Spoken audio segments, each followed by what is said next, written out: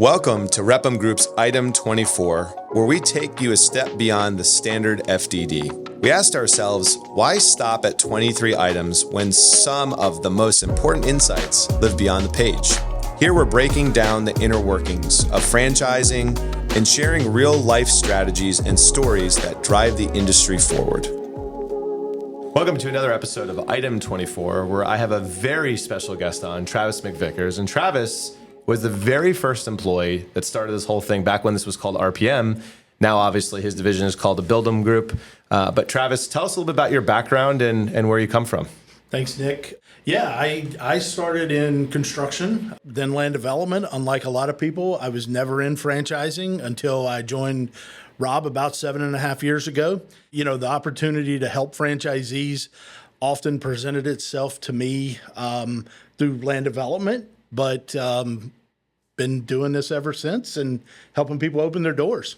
Yeah, Travis, you know what I say? Once you get in franchising, you can't get out. It's much like the mafia. That's what I understand, and I hear that often. That's why you've been here almost 8 years, right? I've been here almost 8 years. That's right. Well, obviously, our 4 pillars are very important, but Buildout is one of the most important ones. And for obvious reasons, when you have a franchisor that is in the brick and mortar side of the business, and, you know, I always say most franchisees coming into this, probably 99%, have never built anything in their life, right? That's right. A house, a commercial location, they've never signed a lease before, all those things going into it. And so they're really going in with blinded eyes, like, what am I getting into? And obviously Buildout provides a lot of value there. So, you know, we'll walk you through this step here. Once a franchisee signs, right, franchise agreement, they're done, they're signed, they're a new franchisee. Buildout is now a big part of that. What happens in the first step after they sign that agreement when they work with Buildout? First step is we help them find their real estate, and that's not us physically helping them. It's connecting them with the right broker. But, you know, basically Buildout walks a franchisee through the entire opening process, from starting to look for your real estate all the way through construction, and even a little bit after that, where we are closing out their project with their landlord. So, well, and I have firsthand experience with that because I obviously was a franchisee myself. Buildout didn't exist when I started, but I did work with a company like Buildout, and I can tell you the most important thing I saw as a new franchisee coming in is being able to focus on my business, not focus on if the plumber showed up today. That was a huge deal for me to be able to know that these guys have it figured out.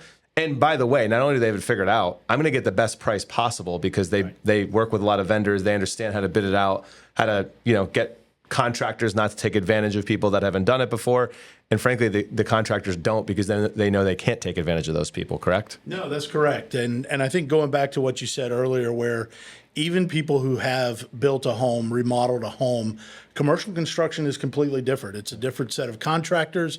It's a different process. You can't just go walk into most municipalities and pick up a building permit like you can with a remodel. There's a set of plans that have to go into that, and you have to submit for those plans, walk through that entire process, and we guide them through that. And I say that a lot at Discovery Days. Our team exists, and we're focused on the things that are construction related, build out related, design related, allowing you to set up your business, train, hire staff, all of those things that will allow you to hit the ground running day one when you open your doors. Yeah, that makes sense. Yeah. All right, so one other question I have for you is, what are the biggest pitfalls, or some of the biggest pitfalls, that come about when you're building out a location for franchisees?